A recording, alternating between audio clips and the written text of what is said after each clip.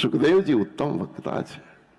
મારા પિતાજી પાસેથી ભણ્યો છું. આ ગ્રંથના રચયિતા મારા પિતાજી છે. હું તો એની પાસેથી ભણીને તારી પાસે એ કથા કહેવા માટે આવ્યો છું, પણ એ કથા નહીં સમજતો, એ બ્રહ્મ છે.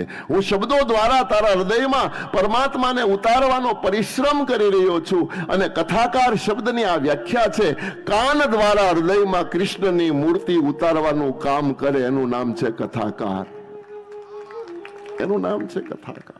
કથાકાર એટલે કાન દ્વારા હૃદયમાં જે કોઈ ભગવાનના ગુણ સાંભળે ને, એ સાંભળતા સાંભળતા મારા ને તમારા હૃદયમાં એક નાની મૂર્તિ તૈયાર થાય, અને મૂર્તિ તૈયાર થતા થતા થતા એ મૂર્તિ પૂર્ણ રૂપે મૂર્તિ સ્વરૂપ બની જાય, અને એમાં એ મૂર્તિમાં જે દિવસે પ્રાણ આવી જાય એનું નામ જ આત્મ સાક્ષાત્કાર.